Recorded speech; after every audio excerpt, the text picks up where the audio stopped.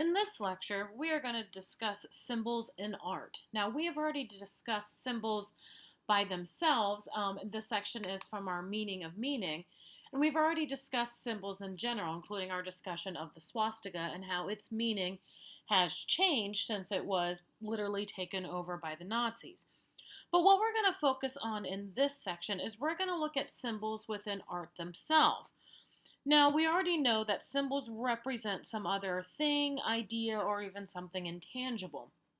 And what's interesting is in art is when we understand these symbols, it almost opens up a new language. It gives us a new way of understanding or reading a work of art. So first we're going to discuss the article, The Mystery of Symbols in Art, Decoding the Obscure Language of the Iconography. And what's interesting in this is it's by Christopher P. Jones, who is an art historian, and this is kind of a lighter article where he talks about some of the major symbols used in art, specifically Christian art in the West, and also maybe a couple more of the obscure symbols.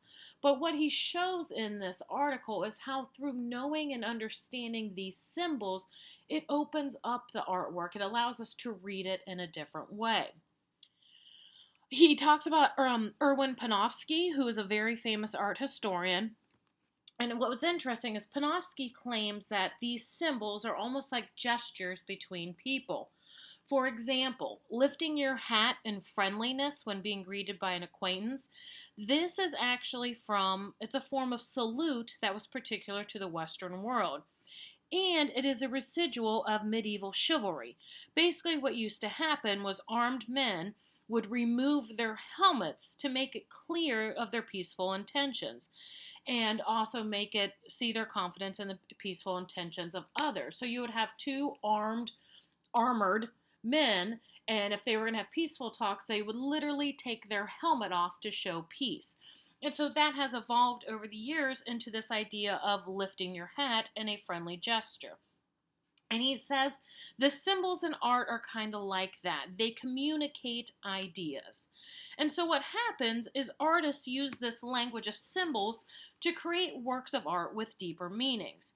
So to fully understand the art, we must be able to read this specialized language. And then he starts going into some specific examples, and he discusses the Golden Legend. What happens is he says the Golden Legend, that this is more of an esoteric source. Esoteric means it's intended to be understood by a small number of people, often with specialized knowledge. And what this is, the Golden Legend had a huge influence on Christian symbolism. It was written around 1275 by Jacob de Valgrand, a Dominican friar. And what it is, it's a compilation of stories of the lives of the saints and legends of the Virgin. Now notice I said two very important words there, stories and legends. So basically this is a collection of traditional folklore, meaning it is not true. And usually this folklore has been passed down, these stories passed down from generation to generation. And you will not find these stories in the Bible. The Bible, for those in the faith, look at that kind of more as the truth, and these stories are not that. However, these stories have helped artists create symbols. So an example that he gives, a figure holding a palm leaf. When we see a figure holding a palm leaf in their hand, this means they are a martyred Christian saint whose story is told in the Golden Legend.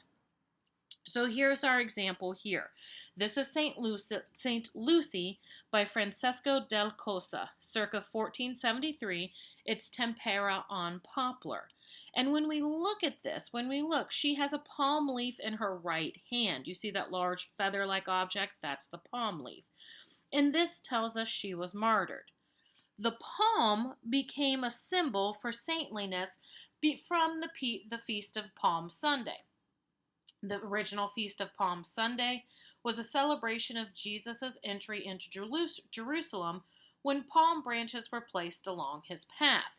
So because of this, that's how the palm got its saintly connotation. And then from the Golden Legend, the palm leaf in the hand tells us that they were martyred. Interesting enough, the palm was also a symbol for the ancient Greeks. It meant victory and peace. In fact, victorious athletes competing in Greece were awarded a palm leaf as a symbolic prize.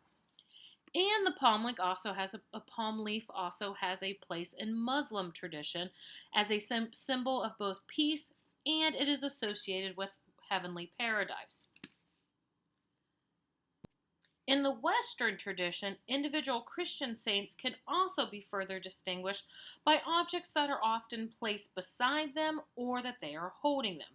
These items are known as attributes, and we will discuss this a little bit more in the next few slides. But let's look at this with St. Lucy. We know St. Lucy lived in Italy, and she died around 304 in a sweeping persecution of Christians under the Emperor Diocletian. However, she was a real person, but most of the depictions of her in art are based on legends. The claim of how she was killed was that she was actually killed by a knife to the throat, and you will find some of the images have this in it. This one we're looking at is much less gruesome. However, what's very interesting with her is her attribute is she is commonly shown holding a pair of eyes, either in her fingers, you see that in the other painting in the article, on a plate that she is holding, or spouting from a stalk, and that's what you see here. Look at her left hand. It almost looks like a flower, but if you look closer, it's a pair of eyes. This came to be her attribute. So if you see a saint with a palm leaf and then holding a pair of eyes, it's going to be St. Lucy. Originally, these were just associated with her name. Lucy means lux in Latin, cup means light, from light means seeing and vision. Because of this, she became known as protecting people's eyesight. But after that, she started appearing with the eyes, other stories then developed. Some say her eyes were gouged out by a tyrant, and another story says she plucked them out herself to stop an admirer who would not stop praising them. So you see, this is her attribute. So when we see, and again, this martyr with the palm leaf and the eyes, the attribute, we know it's St. Lucy. And then the article goes on to talk about other common symbols within Christianity. One of the most obvious and popular is the halo. The halo means either divine or sanctified, meaning holy people. The lily becomes very important. This is most often associated with the Virgin Mary, and it means purity. Almost always the white lily is present at the Annunciation, which we will see in a later piece. Why a lily for this? Well, the Annunciation is the moment when the angel Gabriel goes down to Mary and tells her she's going to have God's baby. So the Annunciation occurred 9 months before the Nativity, December 25th. So scholars have calculated to this have occurred around March 25th, which was the spring. So originally it was just spring flowers that were associated with Mary. Then it was later refined to the lily, and then the white lily, because white is pure. In fact, in medieval and Renaissance periods, the Virgin Mary was known as the Purimissa, meaning the most pure. Another common symbol that's discussed in the article is the apple. Now, usually when we see the apple in this ideology, it's most often associated with Adam and Eve and as the forbidden fruit. Adam and Eve lived in the Garden of Eden. They were tempted to eat the forbidden fruit, which is most often shown as an apple. Once they both ate from it, from the tree of knowledge, then they tried to hide their nakedness, they discovered shame, and they were expelled from the Garden of Eden. This is what's called the fall. Well, what's interesting is an apple is often shown with Jesus, especially the baby Jesus. And the idea with this is Adam and Eve created the fall. Well, in Christianity, how do you get redeemed? You get redeemed through the sacrifice of Christ, right? He sacrificed himself so humanity could be redeemed and go to heaven. So by showing this apple with both Adam and Eve and with the baby Jesus, it is a way to unite the stories. And then he concludes the article with kind of a very interesting tidbit. And he talks about the ostrich egg. Now, the ostrich egg shows up in medieval works, most often associated with Mary. And many of us would be like, well, why is there this giant egg in there? Well, it comes from the medieval belief that the ostrich, which was a much respected bird at the time, there was the belief that ostrich actually buried their eggs in the sand and then allowed the heat of the sun to carry out incubation. Unlike other birds, the idea was that they did not sit on the nest. So the bird, the baby ostrich, has no help from the parents, and the young emerge without parental involvement. And so this became an ideal symbol for the Virgin Mary. There were no involvement between the two parents. And so again, this became a symbol for not just Mary, but more specifically her virginity. And that's why you see it in some images, such as the image in the article, right? It's hanging directly above Mary's head. And if you think about it, right, it's Mary, the egg above her, and then the heavens above that. Funny enough, the ostriches actually do not do this. The parents are actually quite involved. In fact, ostriches have what's called communal nests. And they bury the egg, they have the eggs in the nest, and the mothers sit on the eggs during the day. And it's actually the fathers that come and sit on it at night. So why it became this symbol for no parental involvement, ostrich parents are actually quite involved in the incubation of their young. All right, now I said we'd continue our discussion of attributes, and that's what we're going to see here. Now, this again is another religious work, but what we're seeing here are the four evangelists. This is a folio 14 from the Achaean Gospels. It is ink and tempera on vellum. And what we see here, we see the four evangelists, meaning the four men who wrote the Gospels: Matthew, Mark, Luke, and John. And what is interesting, when you look at this, if you look at all four of them, they're literally in the process of writing. They're all pretty much dressed the same. They all pretty much look the same. Yet, we can easily tell them apart. Why? Because of their attributes that are often associated with them. So on this one, we can read it from the top left corner and then go counterclockwise. And we have Matthew, Mark, Luke, and John. How I have it listed here is if we go opposite: Matthew, John, Luke, Mark. So top left and clockwise. This one, though, is counterclockwise. So let's start in the top left. We have Matthew. He is usually shown first because he wrote the first gospel. He is symbolized by a winged man or an angel. So look at him in the left and then look in the upper left. You see that winged man or the angel there? That is his attribute. And so this symbolizes, in his gospel, he writes with the genealogy. He starts with Joseph's genealogy coming from Abraham. So this represents Jesus' incarnation and also his humanly nature. So this signifies that Christians should use their reason for salvation. And so because of this representing man, that's why Matthew is shown with the man. Next on this one in the lower left, we have Mark. He is the author of the second gospel, and he is symbolized by the winged lion, which you see above him to the left, which is a figure of courage and the monarchy. The lion also in Christian lore represents Jesus' resurrection. Next, in the bottom right, we have Luke. Luke is the author of the third gospel, and he is symbolized by a winged ox or a bull. This is a figure of sacrifice, service, and strength. And then next we have John. John is the author of the fourth gospel, and he is symbolized by an eagle. The eagle is a figure of the sky and believed by Christian scholars to be able to look straight into the sun. And so now you see with all four of these, right, when you see the man, you see it represented with a winged man, a winged lion, a winged ox, or an eagle. Obviously, an eagle is winged. We can tell which of the evangelists we are looking at.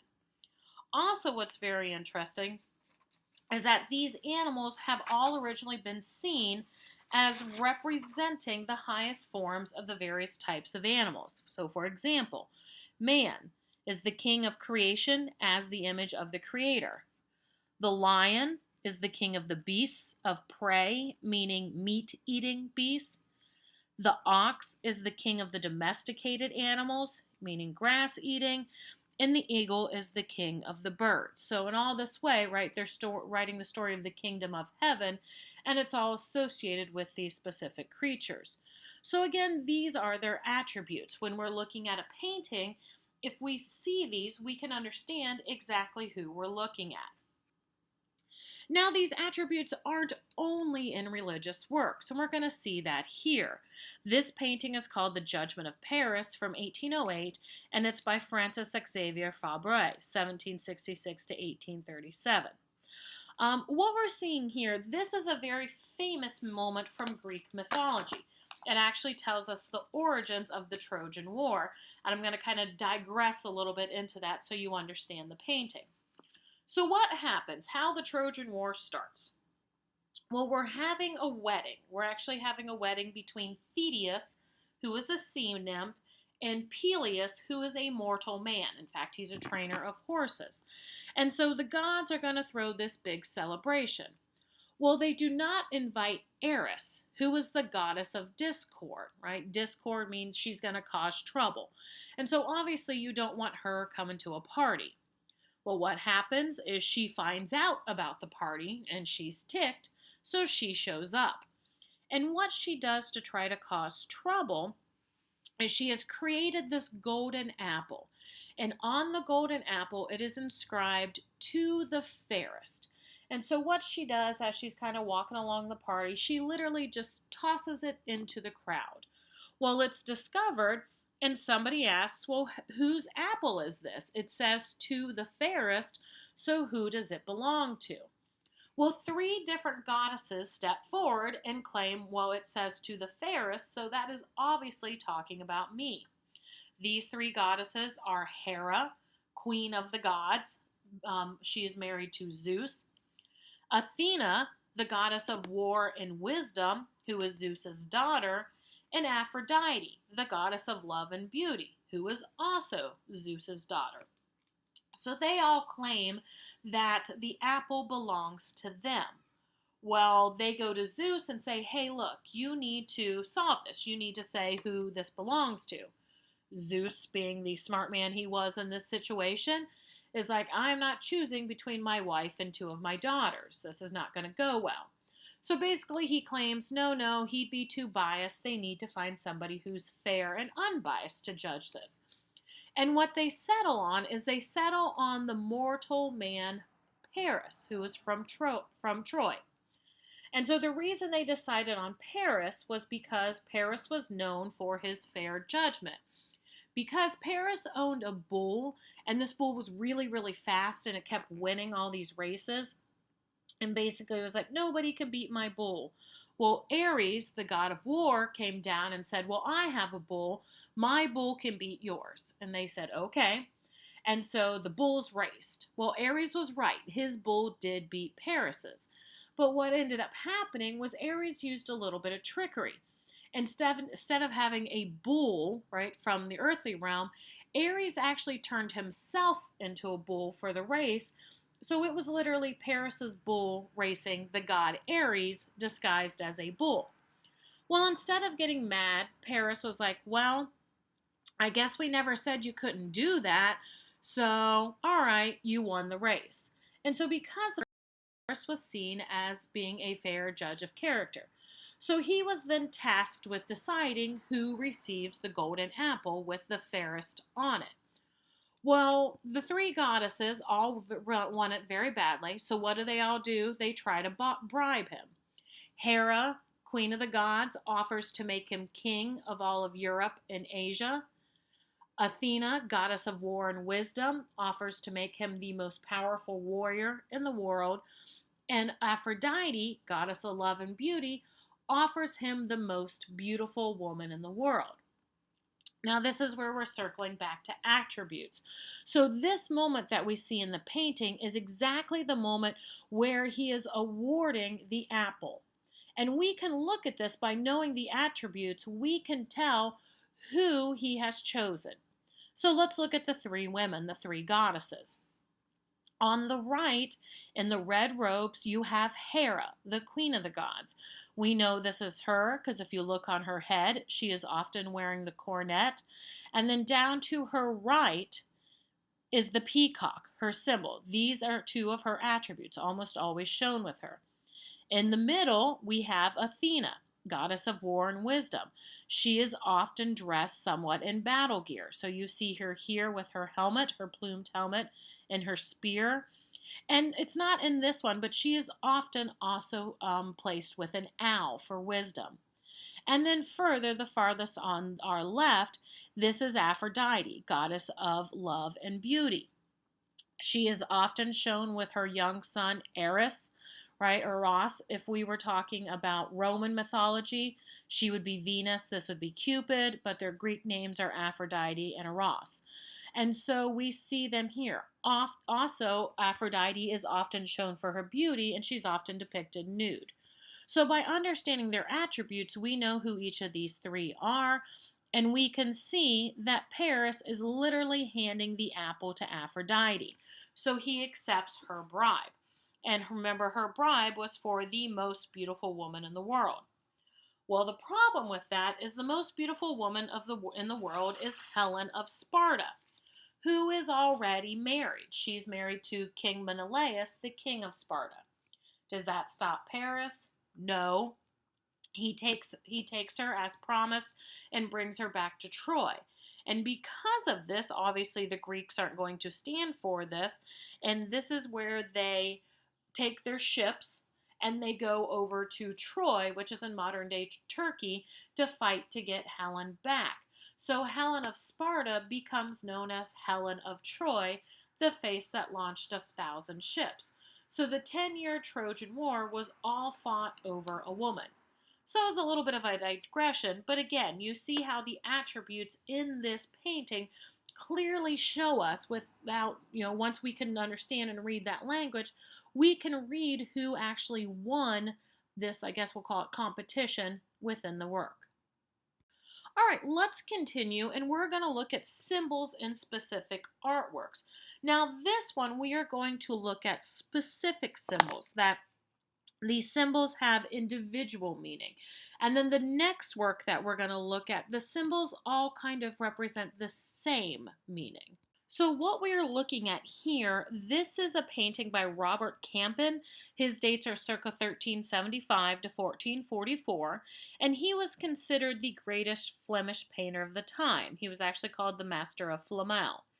And what you're looking at here is his most famous work. This is the Marodi altarpiece, painted from 1425 to 1428.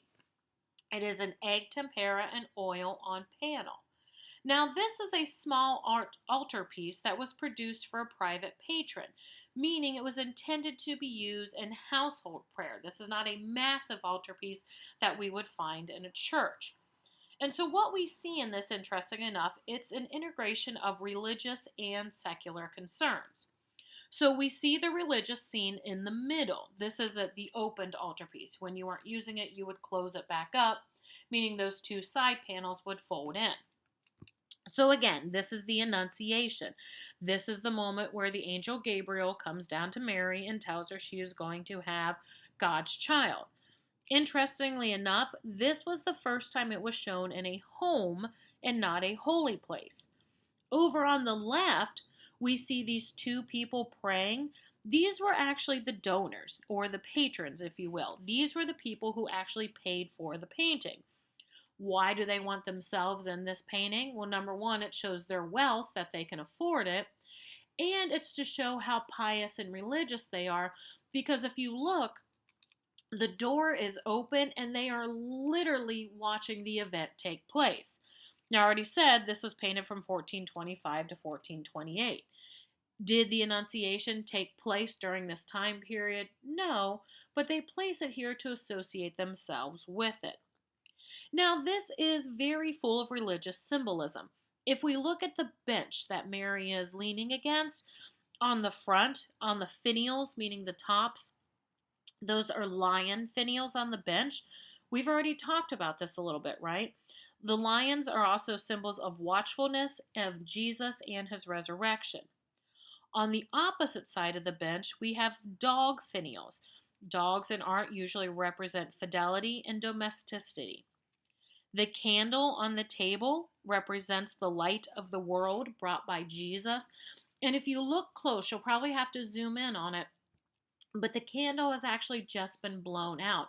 We see that little rivet of smoke because remember, what was Jesus doing? Jesus's job, right? His role was to save humanity. How did he save it? Through his sacrifice. So if he was the light brought to the world, eventually that light has to leave or go out. Also interesting, in the right panel, we see Joseph in his workshop, and he's constructing two mouse traps. These mouse traps are symbols of the theological concept that Christ is the bait set in the trap of the world to catch the devil. So all of these things are full of religious symbolism that if we didn't understand them, we might just think of them as objects in the work.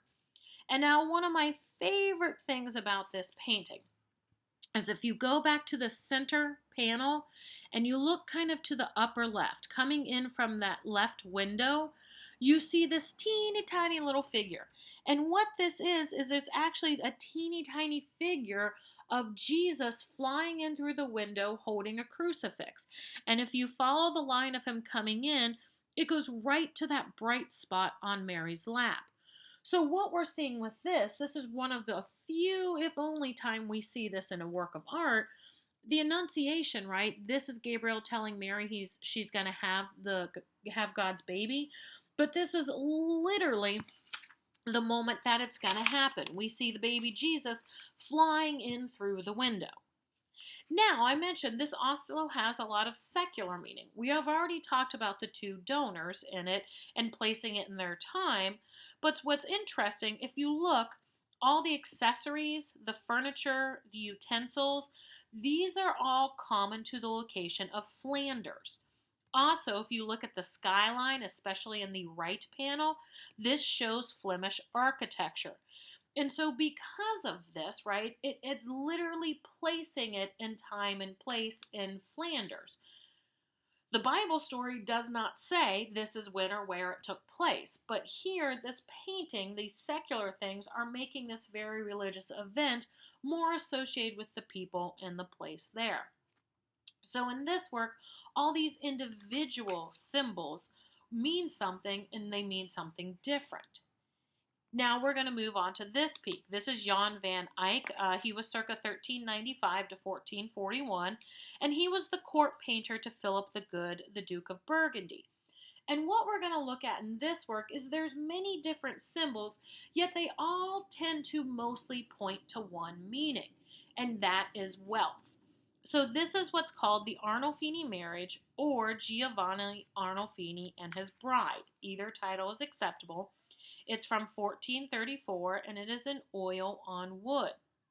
What we see here is we're going to see oil paints have recently been invented, and from the art history approach, we can see how oil paints were able to get much brighter colors and much more detail in works that we've not seen before.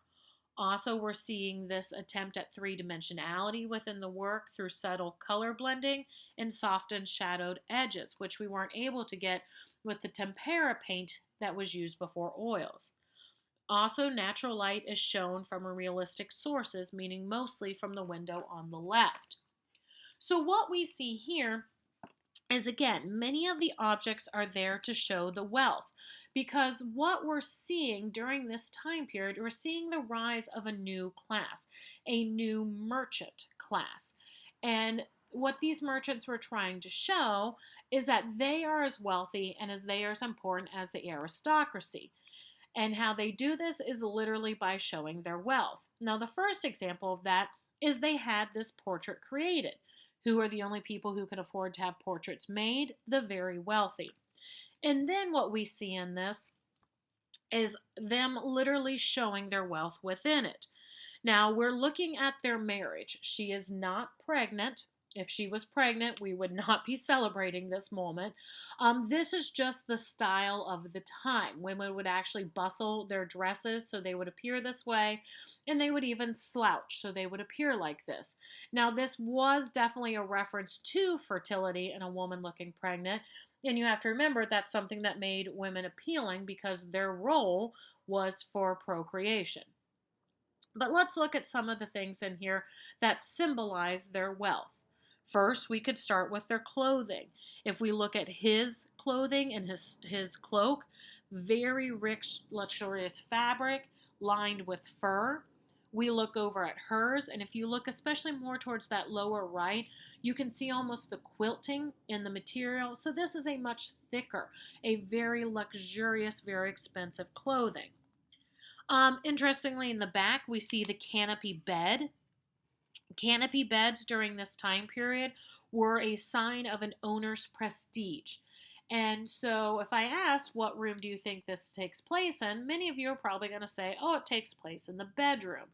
However, this does not, right? Think about this. When you invite people over for your house for dinner, you're usually in the main living room, not in the bedroom. So, what became popular at this time period was people would literally want to show their wealth, and so they would take these canopy beds and they would put them in the rooms where they would actually receive guests so they could see them. We have the chandelier hanging. Again, you can see how ornate this is, something that would be very expensive. In the upper left, if you look at the mirror, there's actually stained glass. We see the shoes on the floor, not native to this area, so it's showing travel.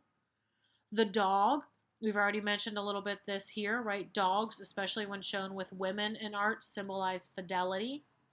If you look over on the window, right, we see these fruits. These are most likely oranges, not native to the area, so again, showing wealth, travel, and prestige. And then what's interesting enough in this, it also has another important meaning. So all of these things are symbols of their wealth. But also we're going to see there's also a symbol that shows us the changing role of the artist. This is what is known as a double portrait. So on the back, underneath the chandelier, we have this mirror on the wall. And the mirror reflects the backs of the Arnolfinis. But there's also somebody else that we see in this, and this is the artist himself painting the work. And so what happens with this is before this, in the Middle Ages, most of the time we didn't even know who the artists were. Why? They were just seen as a divinely inspired technician, right? That it was divine inspiration that created the work, and the artist was just the person who, they could create, they could make it, not create it, they could make it. And so often they weren't even seen as important enough to have their name on it. Well, what we have here is Jan van Eyck has put it himself in it. And he is witnessing, right? Remember, this is a marriage, which is a legal event. And so literally he is the eyewitness to the event. And to make that even further, he really wants to make sure people know he was there. So if you look above the mirror, do you see the writing on the wall? Literally the writing on the wall. That translates to Jan van Eyck was here. This is the first time we see this. So he definitely wanted the audience to know that he was there and listening or in witnessing. But you see a little bit of the difference between the two. This one, items and objects that have specific symbolism, and this one, many of the objects having the same symbolism, right, pointing to the wealth. All right, next we are going to move on to Hans Holbein the Younger's The Ambassadors, 1533, and this is an oil on panel. Now, I had you read an article that's titled Decoding the Symbolism on Hans Holbein's Ambassadors by Julia Fiore. Now, I'm not really going to go over this article in any detail because this article is interesting because she offers an accounting, an explanation of the ambassadors that is often different from one that many scholars give.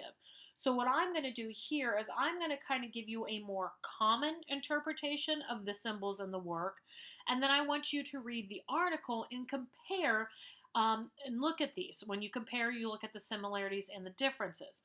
So what we're going to see is we're going to see both what I'm going to tell you and what her article tells you is many of these same symbols have different meanings for the author.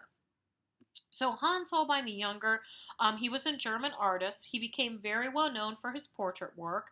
And in 1536, he became the court painter, to Henry VIII. And you're going to see in the article, she talks about this a lot, And she talks about how the turmoil in Henry's court is reflected within this work. So, what most scholars, though, look at this as an example of showing Renaissance ideals of faith and reason. The picture memorializes two wealthy, educated, and powerful young men. On the left is Jean de Vento, aged 29, who is the French ambassador to England. And on the right is his friend, George of Seville, aged 25, who is soon to become the Bishop of Lavaur. So here we have a man on the left representing the state and the man on the right representing the church. And some scholars say this separation between church and state is a reflection of what we're seeing in the political times, that we're seeing this division between church and state happening. Fiore is going to go into much more detail on that in her article. Also, what's interesting in this is the men are looking directly back at the viewer with confidence and with a questioning self-awareness. This is something that was actually pretty new in works of this time, and it shows the stark individuality of the men. So what happens here? Traditionally, again, this is looked at as men with they're learned men with their books and their instruments. The objects that we see on the table, the objects on the upper shelf include a celestial globe, a portable sundial, and various other instruments used for understanding the heavens and measuring time. The objects on the lower table include a lute, a case of flutes, a hymn book, a book of arithmetic, and a terrestrial globe representing the land, showing exploration. There is also a set square. Now, these all deal with earthly pursuits. Now, these also are objects that represent the seven liberal arts. You have to remember, during the Renaissance, right, there's this idea of the Renaissance man, that you weren't just supposed to be learned in one individualized area or specialty, that the men that were celebrated had this wide range of knowledge. And so that's why most scholars claim that these objects are important, because these are all objects that represent the seven liberal arts, which provide the basis for Renaissance education. We have grammar, logic, and rhetoric, arithmetic, music, geometry, and astronomy. And these were all tools deemed necessary to study the humanities. The humanities also encourage studying a variety of different disciplines.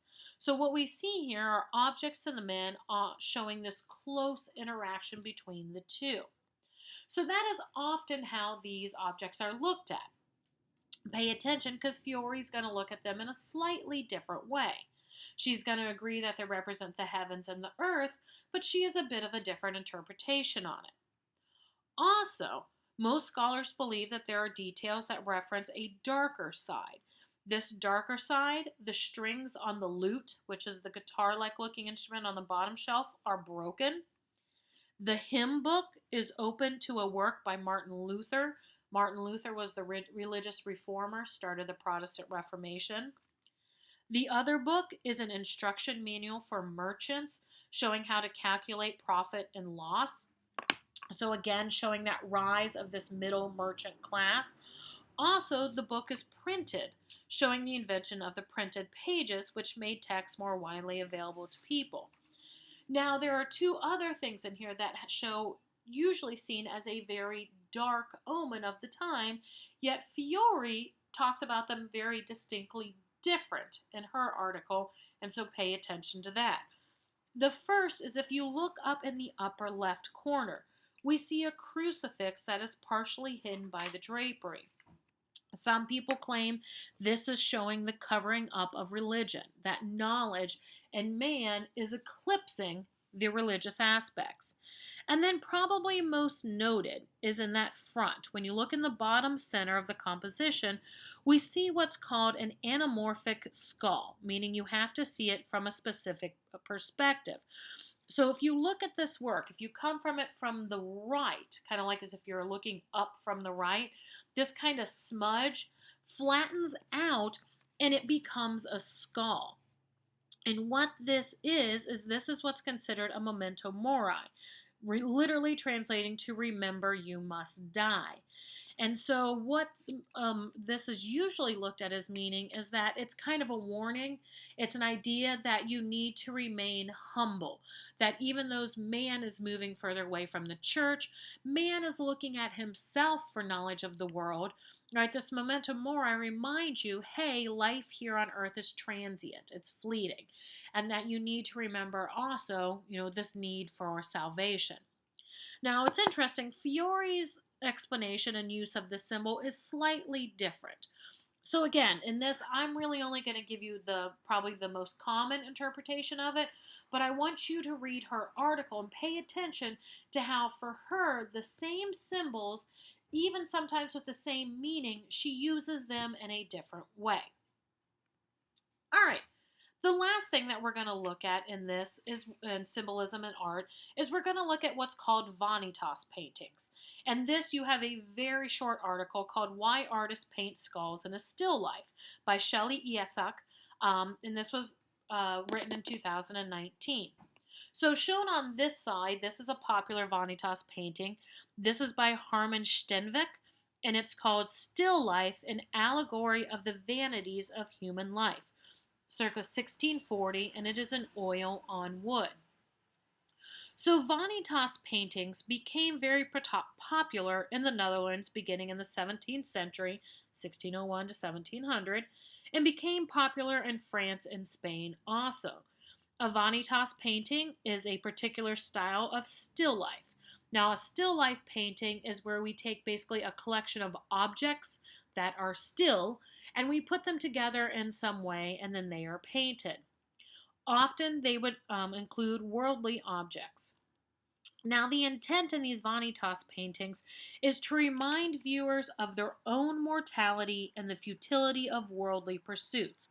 There are like these warnings, right? That the ultimate goal is to reach salvation and that life here on earth is fleeting and don't get distracted.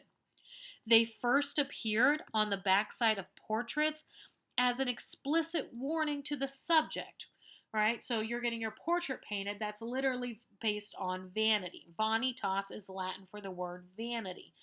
And so it was a warning to them, right? That don't focus on earthly pursuits, but to focus on the other, the more moralistic message. In the beginning, the images were very dark and gloomy at first, but they became lighter. Literally also in color. Part of the idea was that although the world is indifferent to human life, the beauty of the world can still be enjoyed and contemplated. And the style is actually still around today. There are modern artists who are still creating Vanitas paintings. I've already mentioned Vanitas is Latin for vanity. And these, again, were created to remind us that our vanity or material possessions and pursuits do not preclude us from death, which is inevitable. This is much like the Memento Mori, the skull that we saw in the Ambassadors, that reminder of death. But again, it's not just the idea that death comes for us, it's a warning against these vanities, right? These pursuits, these useless pursuits on earth. Vanitas paintings always include some references to man's mortality. In the image we see here, very easily you can see it as the human skull representing death. But then do you see on the left the empty nautilus shell? Right? The shell is empty, meaning what? Something once lived there and is no longer there. It is gone. Burning candles are a representation of this. Why? Burning candles go out. Soap bubbles, right? They last for just a moment and then they're gone. And then decaying flowers. Also, we see various types of worldly pursuits that are seen to tempt humans away from their moralistic lives. Secular knowledge is often represented by books, maps, and instruments. Wealth and power is often represented by gold, jewelry, and fine clothing. And earthly pleasures are often shown with white fabrics, trinkets, goblets, and pipes. Usually these also include some reference to time, such as a watch or an hourglass, or decaying flowers and rotting food. So what we see in these, right, they're all kind of reminding us, where it looks just like a still life, it's reminding us of these vanities of human life. And so sometimes we do see some references to hope, to resurrection in these. Often this is with a spring of ivy, a laurel, or ears of corn. But the objects are often placed in disarray, representing the chaos that materialism adds to a pious life. Again, these are often similar to the Memento Mori in works for the Latin, remember you must die. But these are more than that. They're not just objects that remind us of death. These carry that religious message, that moral message. So they're designed to remind us that the trivial pleasures of life are abruptly and permanently wiped out by death. Okay? Scholars see them as warnings against the vanities of life and focus on the religious idea of devaluing possessions and successes in this world, and that we should focus on our relationship with God in preparation for the afterlife. And now we'll spend a little bit of time looking at one Vanitas very particular. So this is by Edward Collier, 1662, and it is an oil on canvas. And the title is very long. It is literally a listing of everything that is in it. And so I have you reading, no, I didn't have you read this article, but we're going to look at some of the symbols in this, right? This is a very cluttered one, even more so than this one. So this is very cluttered. And what we're going to do is we're going to look at some of the objects within this Vanitas painting and show you what they mean. And then that way, hopefully, you will then be able to look at the symbolism and some of the other ones on your own. All right, so let's start in the back left corner. We have the hanging curtain in the foreground. It's drawn back as if to reveal the painting, and this demonstrates technique in Dutch art, emphasizing the spatial effect and increase a sense of depth and volume to the scene. Right, so it's literally trying to show that these are real things in the world. And it's also producing an ominous chiaroscuro, meaning ominous lighting within the works. All right, an object we've seen before. We have the terrestrial globe. You see it in the back, in the center of the background. This shows it's a representation to contemplate the world. And again, it's the terrestrial world, meaning land, earth. And it's an emblem of the transience of earthly accomplishments, meaning things on earth do not last forever. We see a carnation. Do you see, go from the terrestrial globe over to the right, that large pink flower? This carnation, it's on the instrument that's called a hurdy-gurdy. A hurdy-gurdy was an instrument, it was actually a stringed instrument, and it produced a sound because you had a hand crank that you turned. As you turned it, it turned rosin wheels that rub against strings, and that makes the noise, and it sounds like a violin.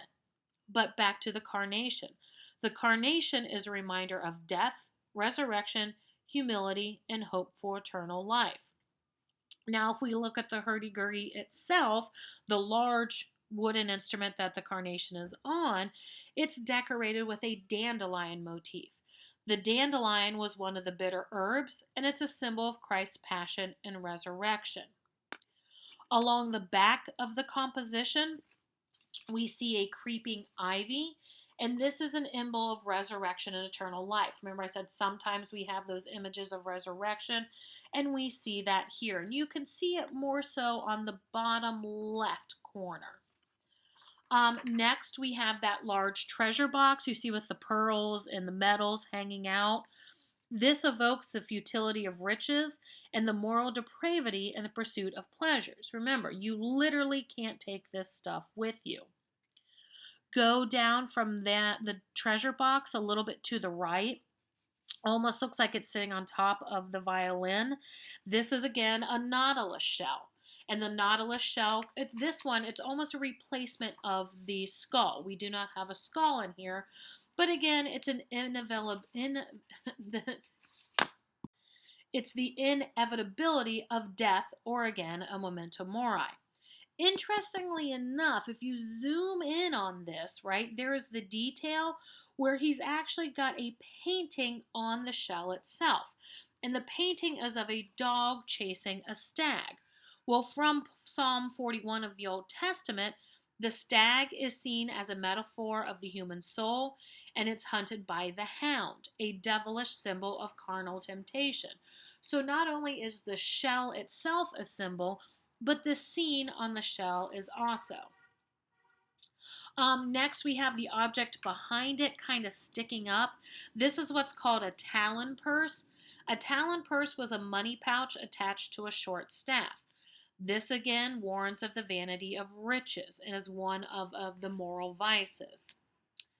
The violin itself at first appears fine, but if you look closer, the strings on it are actually snapped.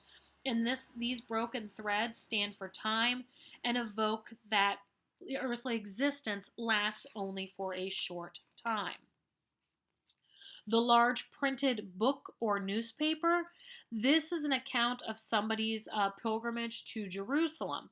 These became very popular at the time, and people going and listening to reading these, they became, they call them the armchair traveler. So basically, you could get all of the information about the pilgrimage without even having to go. And usually these held great social prestige. So again, it's symbolizing both knowledge and the folly of human ambition, right? Things on the earthly realm don't matter. Over to the right of the violin, you see knocked over two different items. One is the inverted green glass roamer. This was a wine glass with a coiled stem. And the silver tazza, which is a wide, shallow cup or bowl, usually on a tall stem. So these are knocked over and they're both balanced very precariously at the edge of the table. And this alludes to the transience and the fragility of life. We also have, if you look behind the paper, okay, we see very, it's hard to see. Like behind, there's the paper is kind of propped up on the lute, which we've already talked about. The lute, it's a representation of music. Music was often seen as being used to seduce people, right? So you see the lute, and at the very top, kind of in that corner, you see the top of an hourglass. Top of the hourglass, again, hourglasses, what do? They show the transitioning of time in the end of that we cannot escape death. Now, most of the work sits on this decorative fabric. Again, this is a symbol of wealth and pride. This is a very expensive fabric, and it's a symbol of the emptiness of worldly possessions. Now, there's a couple other things in here that are very interesting. We see over to the right the musical composition or the musical score. Again, we've talked about music being a temptation, tempting and seducing man away from moral ideas. And what's interesting is this specific piece was published in 1646, and it is recognizable. And what it is that it alludes to the sirens of classic mythology. Remember, the sirens of classic mythology, these were the women whose voices lured sailors away to their demise because they just couldn't resist them, and then they would crash the ships on the rocks. So this is a warning against the seduction of transitory beauty, meaning things that only last for a little bit. Because remember, a song is temporal, right? It only exists for a short time.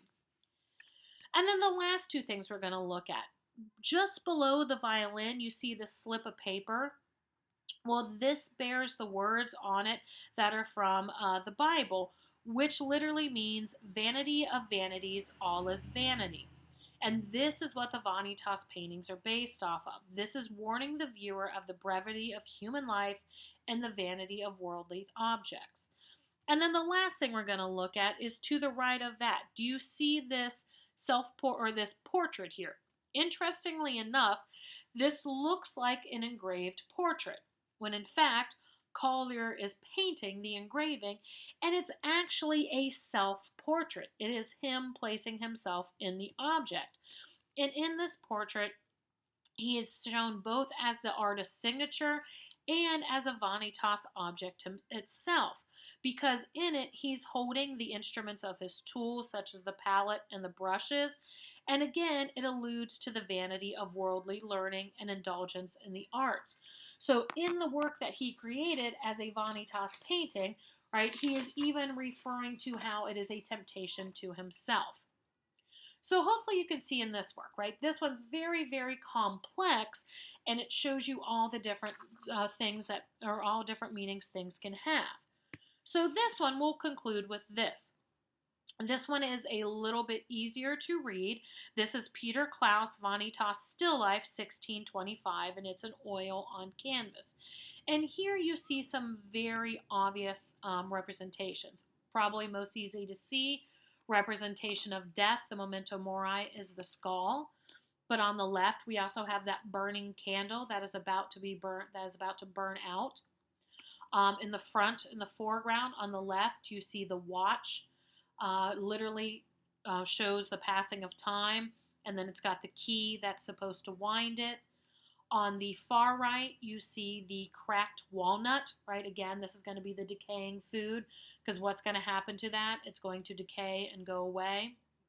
In the back, you see the pen or the quill and the paper, again showing, the human knowledge. These are knowledge on earth. And then the last thing we see is the flower on the edge of the table. Again, it's a cut flower. What is happening to this flower? It's literally dying. And the flower is actually an anemone, which is a type of a buttercup flower, which was often seen in the wild. So what you see here, right, this one's a little bit simpler, but again, if we didn't understand the language of the symbols in it, we might just think it an odd collection of objects in a work. But by knowing and understanding the symbolism, it gives us a completely new meaning to the work.